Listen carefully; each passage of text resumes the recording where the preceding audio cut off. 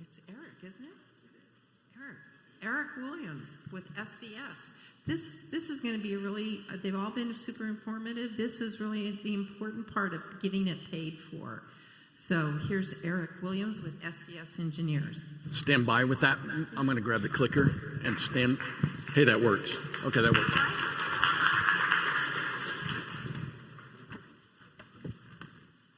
Hi, guys. I'm going to move, actually. Let's see if this works. Ooh, nope. Okay. Yeah. I don't stand still very well when I speak. And for you guys that thought you'd hide back in the back, you're totally busted. So I'm going to come over here and kind of move as I talk. So again, I'm Eric Williams. I'm with SCS Engineers. A little bit about my background is I'm one of the few people that you'll find still around at this conference that was in the Brownfield business before Brownfields was a term. I know you're shocked at my youthful appearance that I could possibly be around that long, but I have been.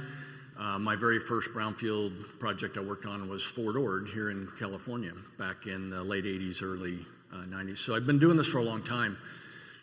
Half my career as a consultant, half of it as a developer. So that's an important part of my perspective that you're going to hear today. And when I talk about liability management and funding and other things, think about that I have this developer mindset. So I've owned everything from corner gas stations to industrial laundries to Superfund sites, which I wouldn't recommend.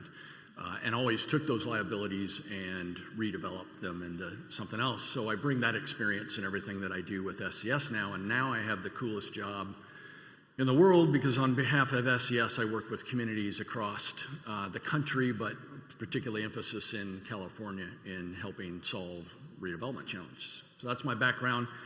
Today, this is a high-level funding presentation. So I've taken about a 2.5-hour stack and sequence course, which you'll understand what that means in a minute, and reduced it down to half an hour. So this is going to be kind of a high level for now, but I'm also, as you're going to hear, be available the next couple days and beyond the next couple days to help you. So I commonly say that the phrase, tell me your story and I'll tell you how to get it funded. I love listening to community stories and what they want to get done on a given property or an area, and I consult and help people figure out how to get that funded. So you're going to have the opportunity after this session to be able to meet with me if you want and see some value in it. Tell me your story and I'll help you get it funded. Hi, Dana. We're going to start with categories of funding sources. I had to figure out how to put these in groups, so I put them in 5 different groups. There's no magic to these groups. I made these up because I had to organize these in my head. So I'm going to tell you about the sources of funding by group, and then I'm going to go into each one of them a little greater detail. So at first, this is going to be kind of high level. And the first one I always start with is Brownfield specific funding sources. So typically grants or loans. This would be epitomized by the EPA stuff you heard earlier today, and I have more slides on that. But these are typically very specific to brownfields, as opposed to sources of funding that may not have brownfield in the name, but are perfect sources of funding for brownfield projects. So we'll get to those. So second, then is state programs. A lot of these are tax-driven. A lot of them are pass-through. So some of these can go in either one of these categories. A lot of state funding brownfield programs, RLF in Arizona, ECRG in California. These are driven at the state level, and some of them are EPA pass-throughs. Doesn't really matter what category they go in, but these are kind of state-level funding. Third is federal programs. 22 different federal agencies have programs specifically for brownfield redevelopment. A lot of them are still tax-based in ways, but we'll talk a little bit about those in a minute. My favorite category, which we're going to spend a fair amount of time today, is local vehicles. So this would be municipalities, local government, counties, tax increment financing, the things that can be done at a local level for redevelopment. And then lastly, private, and we're not going to ignore that. And there's some kind of cool creative things we'll talk about here, and then I'll spend a minute talking about how to attract private level investment, which is the goal in a lot of these brownfield redevelopment projects, right? So with all those sources, there's also uses, and these are some of them up here, and I probably didn't catch all of them, but every aspect of the brownfield redevelopment cycle you can find funding for one place or another.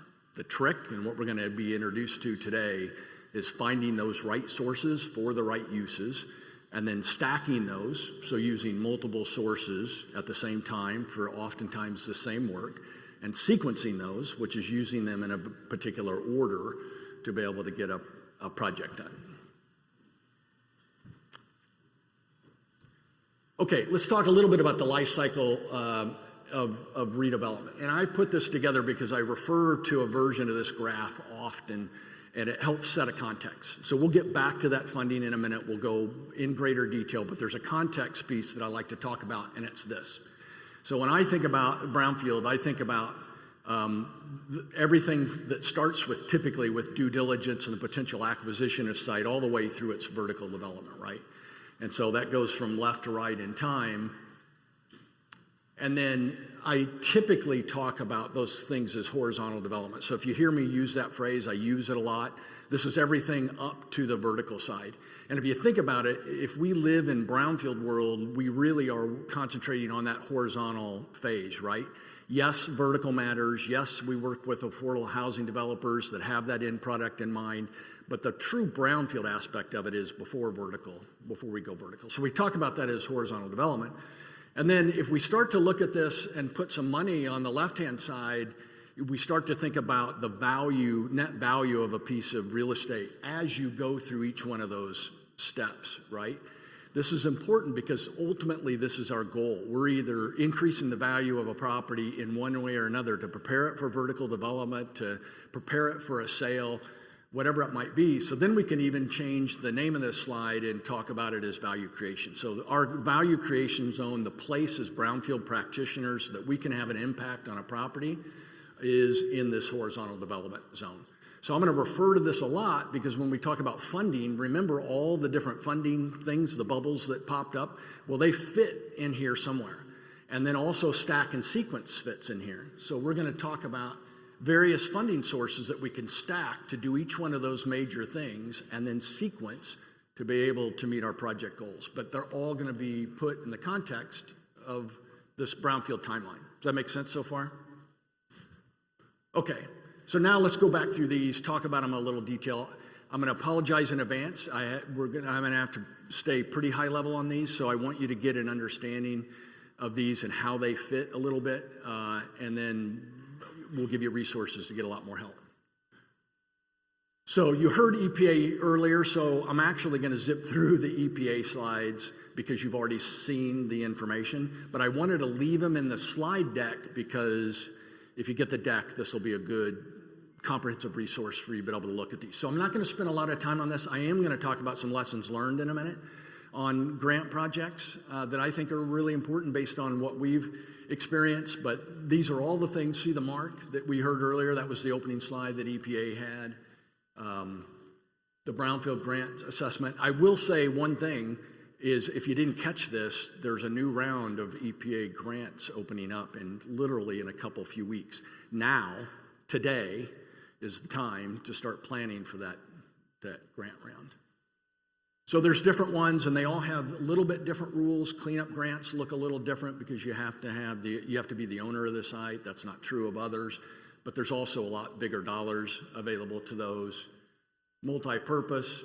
Again, I'm kind of zipping through this on purpose for the moment because you've already heard some of it, and you'll probably attend other sessions while you're here that address. But take a look at these numbers. This is from last year, FY25. Is anybody in this room get a grant from the last round of EPA? Anybody have that experience? Who are you with? Oh, perfect. Okay. EPA community-wide assessment or something else? Assessment, coalition.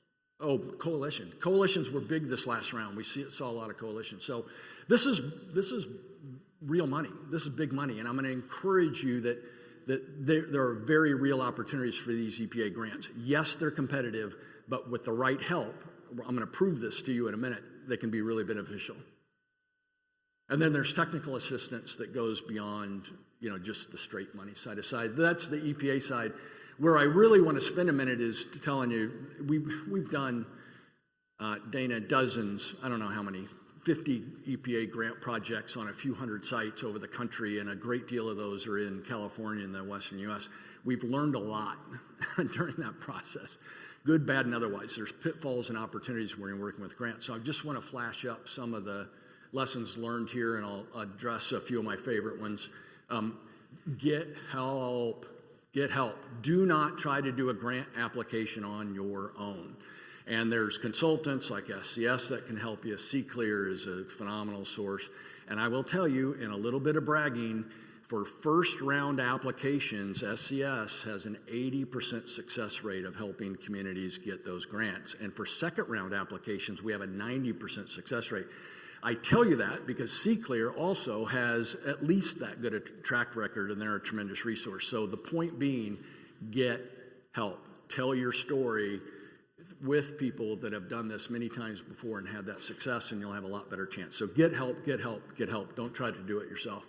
And I always talk about telling a story, and we talked a little bit earlier about story maps. I mentioned that because I'm going to hammer that home again, because brownfield funding and brownfields in general is always about telling a story. It is telling a story. So the better you can tell a story, the more success you're going to have with your community engagement, with funding, and all those kind of things. So learn to tell a story and get help telling a story.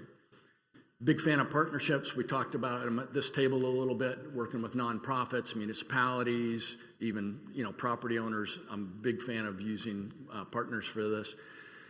And I cannot get away without talking about the strict procurement process. So there are very important rules in place with EPA in particular on going through the process. You can get all the help in the world on your grant process, but once you've received an award, there's very strict processes for going through and finding your environmental consultant. I tell you that because there's been a lot in the news on that lately, and EPA is really cracking down on procurement process. So be strict with your procurement process. So this is after award, post-award, think post-award. You heard this earlier, stakeholders early and often. It's all part of telling the story. This is a detail that won't make sense to you, but in the EPA planning process, there are some tricks on working with their planning documents that they require. So what you have to remember on these grants is no matter who your local regulator is on a project, your state regulator like DTSC or the regional board, you're working within the EPA construct. So there are planning documents that are EPA related, and it's not an efficient process, but we've made a lot of inroads with EPA on making that a lot more efficient. So if you don't appreciate the acronyms and that, stay with me for, down the road, you're going to care about that. GIS for inventories, you heard about this earlier. You heard Sebastian say, don't be scared of GIS. GIS is a tremendous tool, a big deal in inventories and other uses. And then I mentioned story maps. So again, Stonelock story map, best one I know in the country, West Sacramento. It's a really cool setup where it's interactive, and you can go through it and you can do sliders on the before and after. You can take the cool, sexy community vision for a given site or an area and put that in there. It's a great way of community engagement and just telling your story. Again, for the new people in the room, if you get an EPA grant, it's not without strings. So I'll say just beware the obligations that come with that. And I'll give you one simple high-level example is once your EPA grant money is over, your project is not, and your obligations typically aren't. So you'll have financial obligations that you're signing up to at the beginning with your grant that will continue after that EPA money runs out. All the more need for more funding. Okay, let's see if there's any of that others want to hit. There's flexibility in the budgets. This is something people don't really know. When you do a grant application, you're guessing at your budgets by the individual tasks, and you haven't even looked at sites yet. typically, or you might know a few example sites. Once you get awarded work, following certain rules and working with your regulator and the EPA, you can move money amongst those budgets once you're a little smarter about things. So don't forget about that. That's great opportunities. And then I can't leave this slide without saying set the stage for additional funding. So what I'm going to convince you of today is that EPA grant funding is one piece of a much bigger pie for funding brownfield projects. Okay, I'm moving to state programs now, and I can't hit every funding source. Dana, raise your hand over here. Dana is our national partner for grants, so this is somebody you're going to want to get to know if you have additional questions after this. We tried to put a matrix together, and we kind of did last year for Stack and Sequence, and had, I don't know what we were at, 80 or 90 funding sources. It's a little hard, it's a little unwieldy to do that, but I've picked out some of my favorites. And I'm going to gear most of this to California. Not everybody's from California, and I know we have a gentleman from Washington, and there's probably a few others outside of California, but most are from California. And so this is a favorite as well. So this is 128A is EPA funding source, but it flows through California, and in California, it comes through the State and Tribal Assistance Grant Program. So a lot of money out there that flows through the state that way, and a great opportunity for tribes as well. And you can use that for everything you can think of for brownfields for the most part. So 128A is a good one. Okay, well, there's the double secret meeting going over here next door that I don't know what's going to come out of, but if you follow, does anybody know what ECRG program is? Raise your hand if you know anything about this. Okay, not very many. So ECRG is a crazily successful funding source at the state level for brownfield redevelopment. It looks a lot like the EPA grants in a lot of ways. They did 2 rounds of it, and I don't know how much money was put out, 540 million or something in that. This is all for California. They have been defunded for round 3, so I kind of been joking about that, but not in a great way, because depending on what happens at the legislature level in California, we'll see if that gets refunded. I joked about the meeting next door. That's all about ECRG, so they're meeting with some of the grant applications and other things, and they're probably giving updates on a potential round 3, but my understanding is that's still a big question mark, so I think it's going to be for a while. That is a shame. And by the way, CCLEAR would tell me this is your call for action. Talk to your local political folks in terms of getting ECRG back on the books. Crazy important funding source. So I wanted to mention it because not active today, but could be tomorrow, I would hope. Federal programs, I'm not going to spend a lot of time on this. I would point you to this book or to me later, but there, as I mentioned earlier, there's 22 different groups within the federal government that have programs that are specific to brownfields. So that document, for example, it goes through every one of those federal agencies and tells you what they can do to help fund your brownfield program. A lot of it's still tax incentive based. A lot of it's ties to the vertical development, but still applicable to brownfields. Okay, I mentioned earlier, this is my favorite topic, I think, for local. This falls into that category of redevelopment funding that isn't necessarily called brownfields, but is perfectly applicable to brownfields. And tax increment financing is my favorite by far. I talk about this a lot. It's one of the most underutilized programs in the United States for brownfield, but also some of the most successful. Who here knows even a little bit about tax increment financing? Not a ton, but we have some municipalities here, right? Raise your hand if you're a municipality.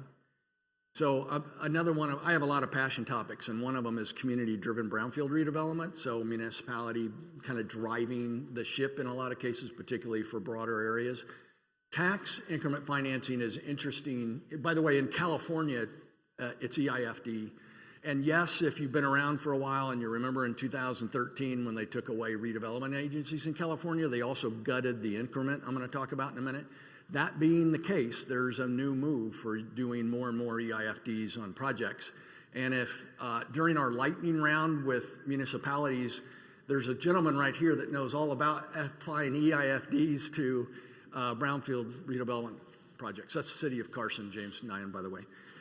And they very extensive experience in municipalities and even tie in their brownfield grant work to EIFD. But a little bit more on tax increment financing.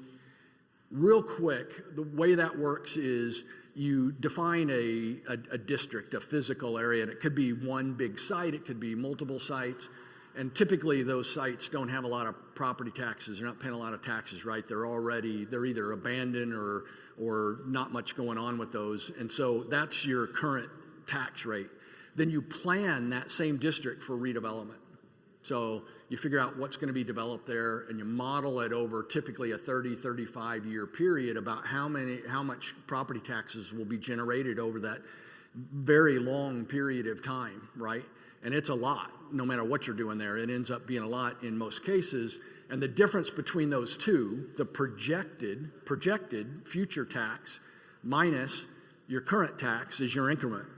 And that's that increment that can be used to pay for all things brownfields, planning, cleanup, infrastructure, tie it all together. Think horizontal development.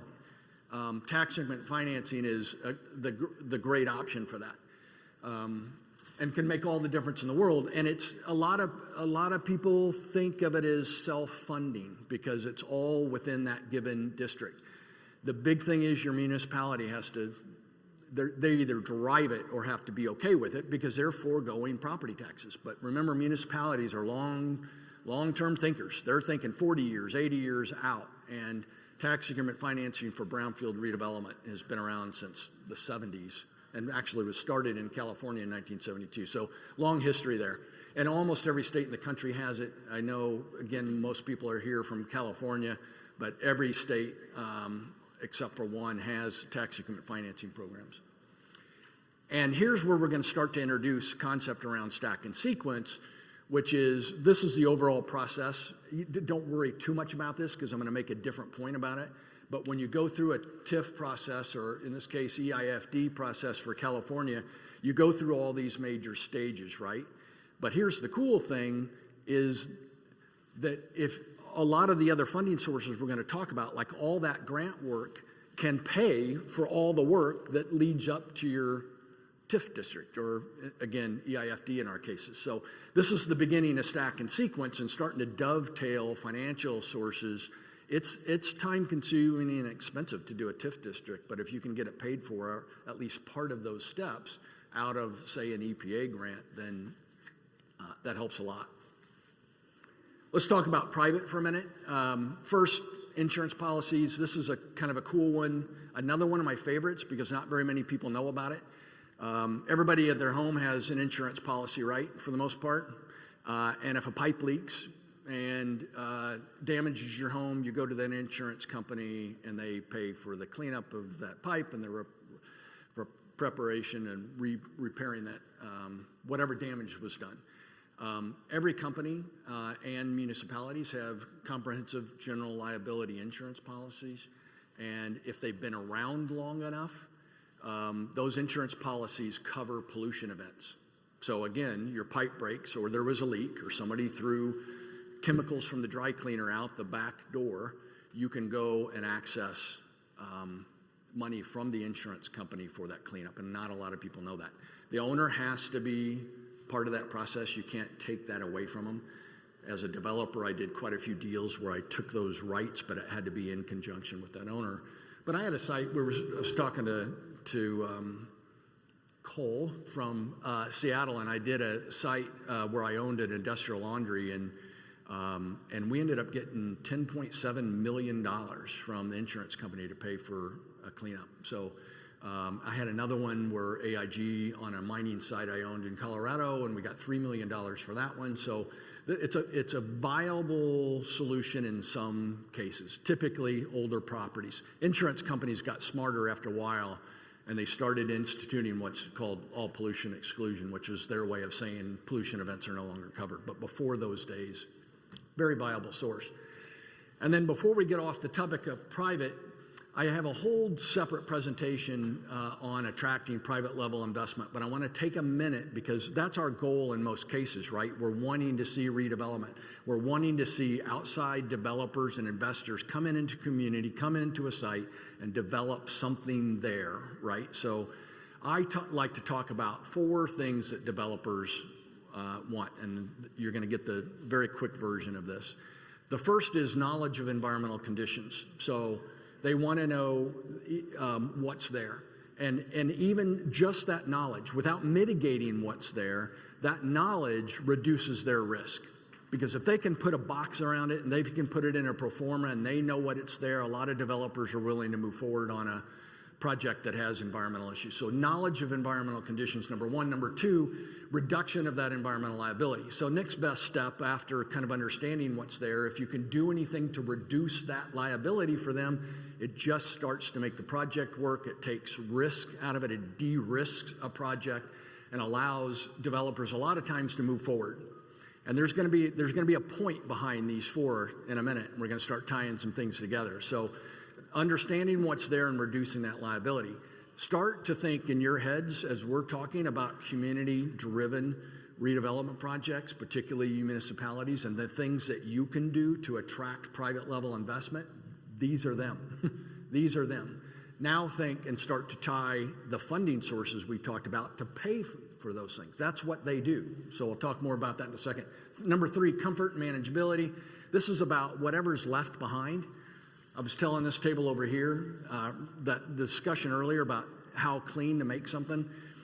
I use a different phrase, which is there's no such thing as clean. So I know people don't like that answer in a lot of times, but it's just a fact of life in our world that there's no such thing as clean. It's really clean enough in most majority of cases. Even EPA, since the beginning of time, drinking water standards, they're based on a 1 in a million chance of getting cancer. So that's not clean. It's clean enough in that case. So with respect to developers, they want to know whatever's left is that it can be manageable. They can wrap their head around it. It's all about if they can understand it and put it in a pro forma, then that gets them the comfort. And then last, financial help. Okay, we talked about insurance. Again, I just want to point out that many of the funding programs will work for that. Now I want to spend 5 minutes on stack and sequence, and then this is going to be introduction only. But again, we can talk more about that. So stack and sequence, as I mentioned earlier, stacking, collectively it's using multiple sources of funding for redevelopment. And I will tell you now, if it's not obvious to you, you need multiple sources. 100%, I'll say this boldly, of brownfield projects require multiple sources of funding. And if that number, the number of sources, starts to look like 6, 8, 10, don't be surprised. It takes a lot to get, and the more difficult the deal, if you have a super strong economic development site, the power of that future economic development can get a lot of funding done. But a lot of brownfield problems don't have that as a driver. They're affordable housing, they're environmental justice communities, they're rural, multiple sources of funding. Figuring out how those work together is really the trick. Oh, look at my slide. Funding sources can and should be stacked. And then again, they can be sequenced in ways that make a lot of sense. So I'm going to show you what that might look like by going back to this.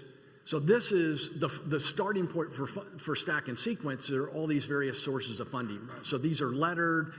I've kind of made these a little bit generic just for benefit. But now let's go to that graph. Remember this graph? What's the bottom? Horizontal development. Now we're going to take all those funding sources and we're going to figure out how they dovetail together and stack. So for example, you might have an EPA community-wide assessment grant. That's a great starting point in a lot of projects, including community-driven redevelopment projects. There's almost always a local government, either a cost match or just the desire for local government to contribute. So those are great places to start, and that's for the same work. I mentioned 128.8 earlier. That can be used for some of your planning process, for example, and some of the other work early on. So these are sources that can be stacked together for the earliest phases of redevelopment. And then state grant, you can put that on top of it. And here's something interesting. I was thinking about this. I have never found a funding source, a single funding source in which the use of that funding source kept you from using any other source. Does that make sense? Did I say that at all clear? Funding sources don't keep you, there's no reason not to use multiple funding sources. It's how you do it. It's how you stack them. How you sequence them is how you maximize the money out there. Then if we kind of keep working our way up, there's EPA as a cleanup grant. You heard that earlier. So that's kind of an obvious one. Local government match, that's an obvious one. And then I mentioned CGL insurance, comprehensive general liability. Again, we're stacking things for the same source, but they come in an order. And then tax increment financing, or EIFD in California. So look how that stretches. That starts at mitigation cleanup in this case and goes all the way through site prep and infrastructure. It's one of the reasons I love tax increment financing. And again, stack and sequence. If we use those earlier funding sources, we could have set ourselves up for that TIF district rather cost effectively.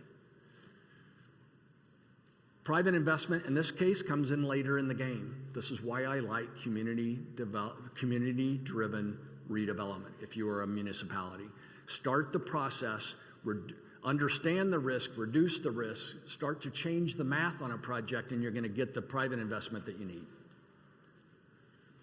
Okay, that's probably it for today. I apologize for being very, very high level. However, I'm around for the next couple of days, so grab me. Set up a time, either text me, or I am about 25 feet out this door at the SCS booth. And if you can't find me, one of the other people there will be able to find me. But I would love to sit down with you, have you telling me your story, and I'll start to guide you in the right place for redeveloping your project and finding the funding for it. That's all I got for today. Thank you. Eric, I appreciate it. Again, if you guys have questions, please write those questions on your index cards to whom you want the question to be posed to. And as Nicole takes the podium with her team, we're going to do the lightning round. But before we do the lightning round, I have one more great prize to give. And I have so many questions I want to throw out at you guys, but yeah, I'd like to know the cities in California that have hosted the Olympics. There's only 2 in the state of California.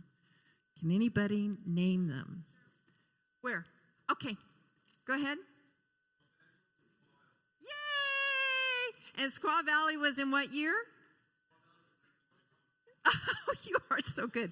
Good job. Okay, Nicole, it's all yours.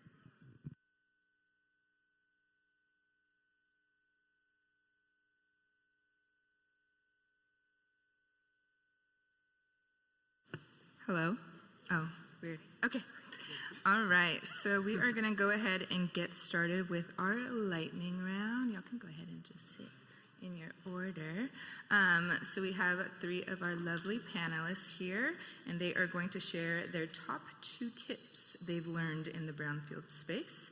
So first up, we're going to have Serena Collins, who is the development manager for nonprofit housing developer New Way Homes and leads the development of multiple housing projects in both Oakland and Salinas. After that, we're going to hear from James Wynn, who is the special projects manager for the City of Carson's Community Development Department. He manages a broad range of special projects and programs, including the Brownfields program and Enhanced Infrastructure Financing District, which Eric mentioned during his presentation. After that, we have David Densley joining us from the City of Fresno's Brownfields program in his role as projects administrator. He plays a role in all aspects of the program and has about 2 years of Brownfields experience where he has clearly already acquired so much invaluable knowledge. So I will hand it over to Serena to get us started. Thanks, Nicole. My name is Serena Collins, and I am a development manager for New Way Homes, and we are very fortunate to have received funding from DTSC through their ECRG program, and were recently awarded a grant from EPA for a community-wide assessment. I don't feel new now, but just 3.5 years ago, I was very new to Brownfield. So for those of you who are very new, just know that just being here is a great start. I learned so much from my very first CALRC conference, and just take it all in. I'm very excited to share a couple of tips that I wish I knew when I was starting out in Brownfields. That would have saved me a little bit of headache. The first is you really need to engage with your regulatory oversight agency early and often. Don't just start your phase 2 and just keep doing testing as requested. Start asking them about their delineation requirements. How far out do you need to test the soil and groundwater for them to understand the full extent of contamination? Do they need sample data from multiple wet and dry seasons? Trying to get that information up front will really help clarify your projected timeline, and will really help you hopefully avoid doing extra rounds of sampling or seemingly never-ending rounds of sampling later on. Getting an idea of risk tolerance. What levels of contamination is considered acceptable for the site's intended reuse? We just heard like there's never such thing as just clean. So what's acceptable based on what you're actually intending to do with the site after the cleanup? I'm an affordable housing developer, so residential standards are pretty high. But if you have a site that is going to be 70% parking lot and the remaining 30 is going to be housing, does the entire site have to be cleaned up to residential standards, or is that something that the regulatory oversight agency can work with you on so that you are not using up all of your resources, which are very limited when it comes to funding, to clean up the site to residential standards? Asking these questions up front will really help you learn and really, understand what you need to do for your project. You also want to evaluate multiple remediation methodologies. Different methods can really produce drastically different cost profiles for your cleanup. When I was getting started, I only knew the one remediation methodology that my environmental consultant recommended, which was fine for that moment. But the truth is, different methods can really have completely different cost profiles, timelines, and effectiveness. I'm just going to go through a few because, again, I only knew of one. So jot down if these are things that you've never heard of. Excavation versus in situ. Are you going to dig out and haul, or are you going to treat your contamination right in the ground? Are you going to do soil vapor extraction, better known as SVE, or subslab depressurization? It really just means, are you going to pull the vapors out of the soil, prevent them from entering the building? Natural attenuation versus chemical oxidation. Are you going to let a natural process break away the contamination, or do you inject chemicals to speed things up? Your environmental consultant should be able to do a cost-benefit analysis for you. And if you stay tuned just a second, my co-panelists will talk a little bit more about selecting an environmental consultant who specializes in the remediation methodology you're hoping for. But as I wrap up, really remember to engage your regulatory oversight agency early and often. Don't be afraid to look at multiple remediation methodologies before you lock yourself into a cleanup plan. And at the end of the day, as a developer, a city, or a tribe, we're the ones responsible for making sure that your site is cleaned up in a way that's safe and financially feasible. But you're not doing this alone. Work with your environmental consultants and your regulators as part of your team. And if you collaborate them, you'll have a much better chance of getting to the finish line with a cleanup that works, hopefully within a reasonable timeline and a budget that's realistic. And with that, I'll hand it over to my co-panelists. Thank you, Serena.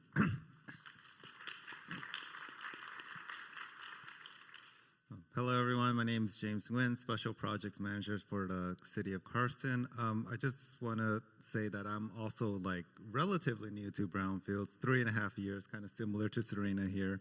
It's kind of surprising because Carson, you think, refineries and landfills and oil wells, and we have a lot of industrial uses here and a population of 100,000.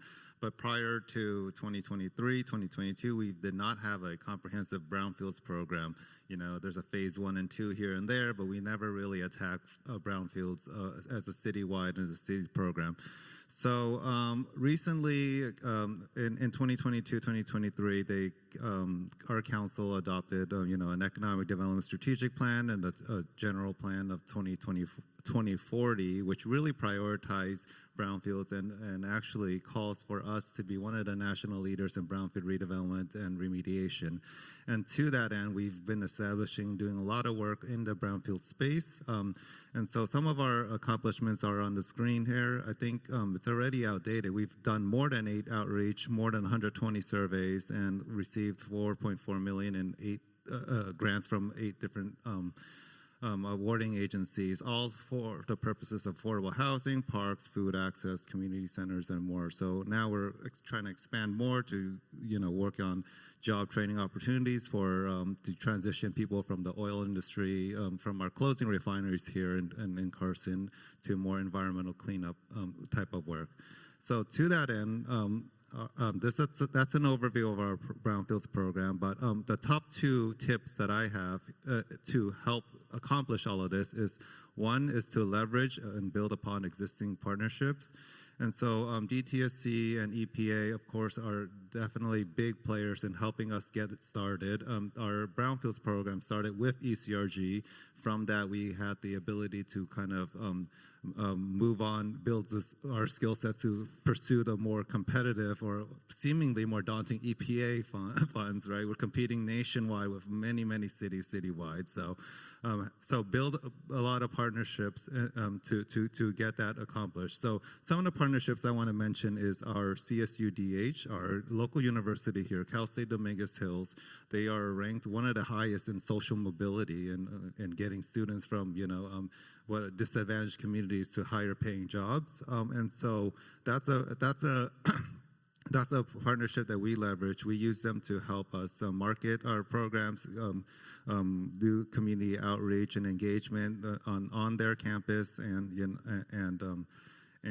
actually work with their public health professor to expand brownfields even in their curriculum. And so that type of work it's happening, and it's actually growing and growing more. They also have a campus master plan that has a lot of oil wells on their sites, and because of that, they are also having a brownfields problem. So partnering and leveraging and partnering on that to really help address that. Also partner with developers. We get these grants. They're used for a development site, but they can only be used on that site for some of these grants. And so the developer is motivated to get his project fund. We tell them, you got 2 years to use this, use it or lose it. And, all of a sudden they start managing your project for you, and you just got to oversee it every now and then. But they do a pretty good job of moving it pretty far along. So that's another example of partnership leveraging. So the tip number 2 I have is actually to retain a roster of on-call environmental consultants. We hear the EPA, and any just good practice is strict on procurement process. So what we did here in Carson is we did a general RFQ to narrow down 7 really qualified environmental firms that we think would be a good fit for our Brownfields program. And from the 7, every now and then when we have a specific project task, we send out another proposal to sometimes to all 7, sometimes to the ones we think that are really good for the job, and have them bid on the work. So this follows procurement processes. This actually gets us the best price. Not that that's the only parameter we're looking at. It gets us competitive prices, and it really gets us the best firm for the job, which is what I would highly recommend. And also it avoids the whole paper, the whole administrative process, because you already retained all these consultants on board. So and you want to have a lot of consultants just so you can pick and choose which one is the best. for a specific task, because no one firm is good at everything. That's it's just the nature of it. So having that diverse team, having a roster of someone who can take a project really quickly, who has the time, that's also a big perk of having the environmental consultants. And with that, I'll pass it on to David.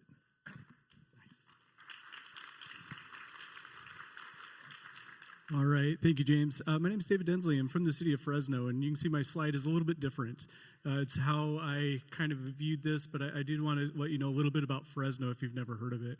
So definitely an agricultural hub in the Central Valley. It's actually the 5th largest in California, though it sometimes gets overlooked. We don't have a beach. We're close to Yosemite. That kind of, you're conveniently 2 hours away from all the fun places, but I actually took over the Brownfield program about a year and a half ago, so I'm relatively new.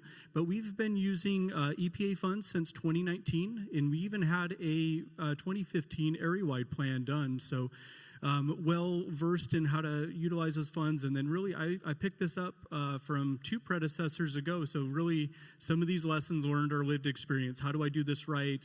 How do I learn from other people's mistakes? And what kind of program do I want to craft for myself? And really what does the city need in 2025? So the bottom 3 are tips. The top one's kind of a through line, and I encourage with really any big problem to get your hands dirty and get involved.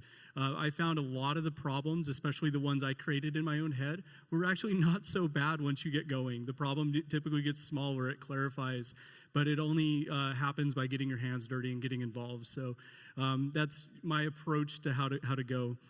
So I definitely want to echo what the 2 said about your MVPs. So Serena brought up regulators were very important to engage with, the community, and getting your consultants on board. Your MVP or your most valuable partner is just that, and it can definitely change from time to time and project to project, but communicating with them is extremely important. We were talking next door, I work in local government, so I probably need to have the council members' support, the mayor's support. That'll kill the project if I don't. And then also the community support. I need to make sure that the community isn't going to show up as I have a revolving loan agreement in front of them they've never heard about. A project starts on construction and they felt like they were left out of that process. These are all bad things that I'm proactively trying to avoid, and I want to communicate with them early and turn them into my champions. I would love for a community to support it and be happy to turn a vacant building for 25 years into something great. So that would be a very big tip. And your MVPs will change from time to time, project to project. You may be able to discover neutral partners, become like your greatest supporters. So go out and engage with them. It only makes the process better, or it just helps the transparency of what's happening. My next one is definitely probably true for everyone. It's a learn as you go. So I have no environmental background, and these are the first collection of grants that I've been managing. So within our department, we have a state grant, 4 EPA grants, 2 of which are near closing or closed, and then I have a revolving loan fund and 25 community-wide assessment. And with it, I had to learn how to work in this space. Brownfields is acronym heavy, technically complex, and I quickly found the more I learned, the more of a resource I could be for my community, for business developers, for local nonprofits that just want to tap into these resources, but want to make sure it's going to be right. It's going to be a right fit in that matchmaking. But also, I would like to also offer for you to forgive yourself if you don't know everything. There's no way that you come into that space as a grant awardee knowing 100% of everything you have to do. And part of that is you'll learn reaching out to like people like CClear, your EPA program officer, or your state equivalent, and then also regulators. Ask the right questions. If you don't know, that's okay, but learn as you go over time. Build those skills, find out what skills you're missing, and either hire it or learn it yourself and kind of grow. So I'm a one-person program, so I quickly realized areas I'm good at and things I'm not. So that's it. And then the last one is for anyone who is a current awardee, to remember to celebrate as you go. So this is kind of like that bonus last tip. And sometimes Brownfields is not celebrated. It's overlooked. It gets it's like the hidden thing that happened behind the scenes that got that project going off the ground, and you got to make sure you take time to celebrate your milestones, celebrate your wins. Everyone loves a ribbon cutting. Almost no one's going to be out there with you when you're out looking at soil just like the background and truly trying to make that soil, the building material, or whatever your problem is, turn into something a little bit better. So those are the tips I want to share with you. Thank you. All right, thank you all. That was great. And I don't know if you all caught it, but all of our panelists are actually ECRG grantees. And so it's been great working with them because that's one of the main programs I work on at CALRC. And it's very obvious that ECRG funding has contributed to a lot of great successes. So I will again make the plug that Eric did, and I would encourage you all to contact your representatives to encourage another round of that funding. And again, if you have any questions for our panelists, we ask that you hold that to the end for the Q&A. And if you don't get a chance to ask there, I'm sure you can snag one of them at one point during the conference. I'm sure they would love to connect with you. So thank you so much. And then now we are getting into Q&A, right? All right, we're going to Q&As. So how are we doing this?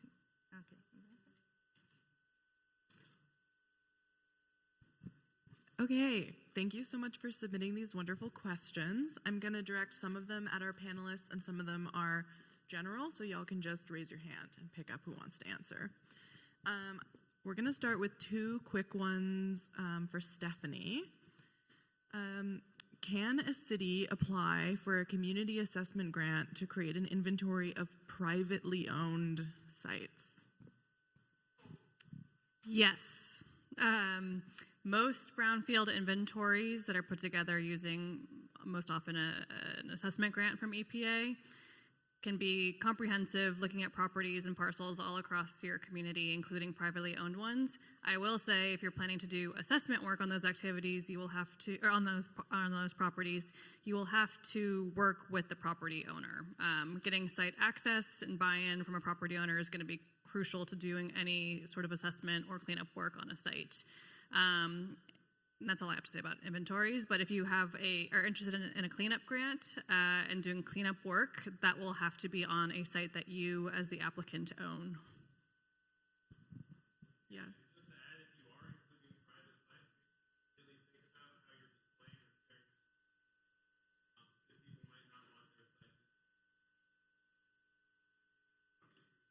Yes, Sebastian makes the great point that you're also going to have to make sure that the private owners are totally aware of all the information you'll be publishing and that it's not going to hurt their feelings. Okay. Stephanie, another question. Are there EPA grants available when you do not own the brownfield? This is a question from a community group. Yes, I think I would answer that the same way. If you are a nonprofit, if you are another entity that doesn't necessarily own land or own properties, but you want to work with your local government, or maybe you want to work with other entities in your community to do assessment work, to do those reuse planning activities that we talked about earlier, to think about other ways to evaluate what is actually on sites. You do not have to be a property owner, but again, you're going to have to work with the property owners for the sites that you want to do those activities on. And then again, for cleanup grants, you do have to own the site. Oh, and before I give the mic back, I also wanted to point out Daniel here is another project officer with EPA. So, yes. Daniel's here, Jareen's here, I'm here. Please feel free to connect with us this week. We're the EPA representatives who can hopefully answer most of your questions. Cool, thank you so much. This is a question for Ignacio, but I don't see. Oh, there you are. Okay, Ignacio, do we need to determine how a site will be used before beginning phase 2? No, but it helps. If you're going to be applying for an EPA grant, it definitely does help to know. It makes you more competitive. If you're doing the phase 2 and you don't know what it will be, you're going to have more alternatives to look at. So what if it's housing? What if it's a park? What if it's going to be a parking lot? So it does help, but it's not a requirement. Thank you, Ignacio. Sebastian, I'm going to walk to you as I ask the next question.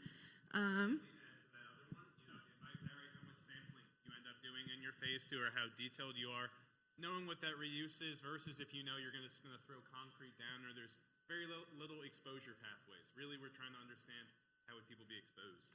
Okay, that's a great segue into our question.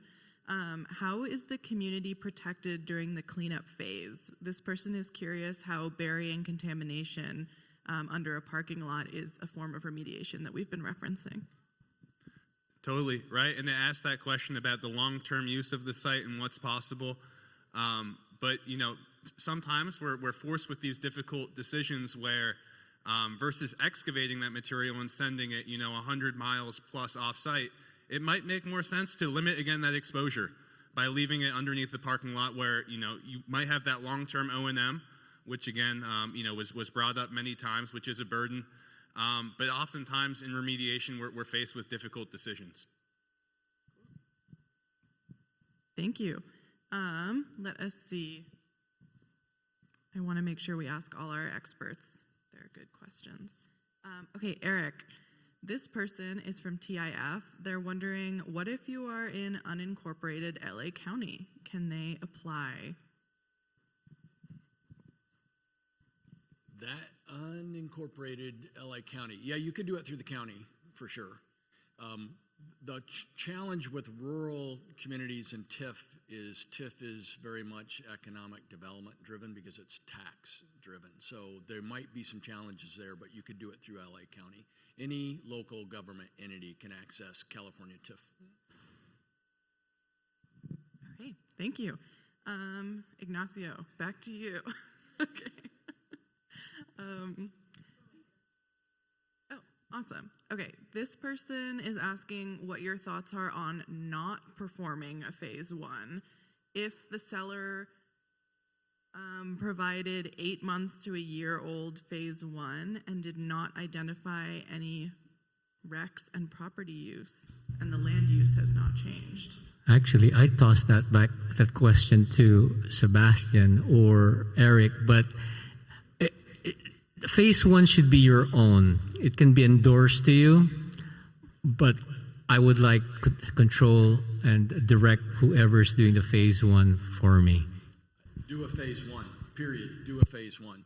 Phase one's an AAI does two things for you. One, there's environmental liability protection that comes with it. So way back in 2002 with the Brownfield Revitalization Act, the laws changed that said if you purposely buy a site that's contaminated, but you do AAI, you're protected from environmental liability associated with that acquisition. So that's number one, environmental liability protection. Number two, eligibility for lots of sources of money come from phase ones and AAI. So just it's inexpensive and quick to do.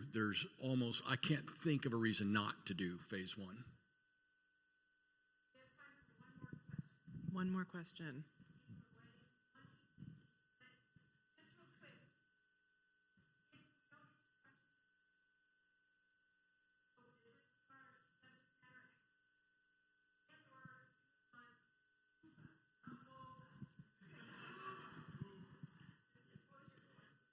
Thank you, Cheryl. Yes, questions should be put on Whova. Then you can get even more diversity of answers. Okay, here's one more for anyone who wants to take it. To conduct cleanup, is regulatory agency oversight required?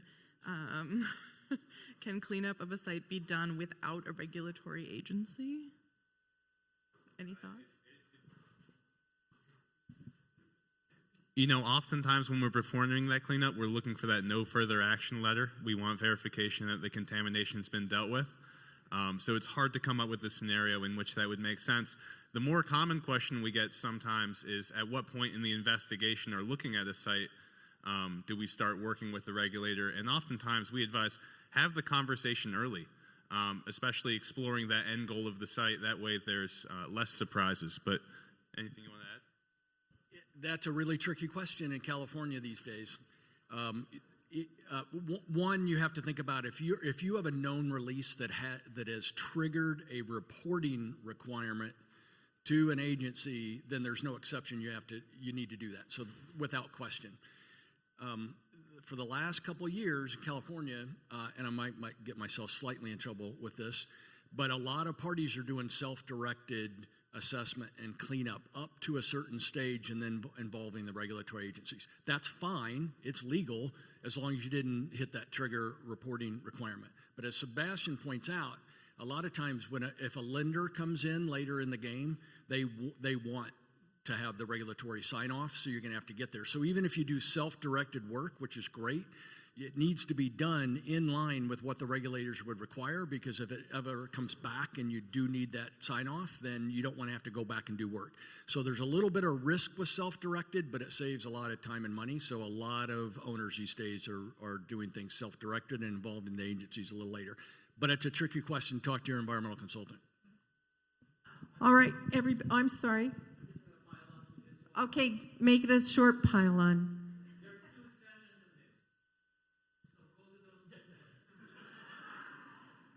Great, go to 2 sessions. Is there one today? There's one today and there's one tomorrow. Okay, thank you, Ignacio. I appreciate that. So I want to thank you all for coming to our inaugural Brownfields 101 workshop, and I hope you all enjoyed it. I want to thank the team that included Devin and Nicole, who were helping and organizing the content, Anna Maria, who helped with our timing, our lightning round experts, James, Dave, and Serena, and Eric, Sebastian, Ontario, and Ignacio. Did I get everybody? I want to thank you guys. It's been such a pleasure working with you, and I hope you guys will, don't be shy. Did I forget? Oh, Stephanie, how can I forget you? And most importantly, the Queen, Stephanie of EPA. Thank you. So anyway, thanks everybody. I hope you appreciate it. We'll have a good lunch. Take care.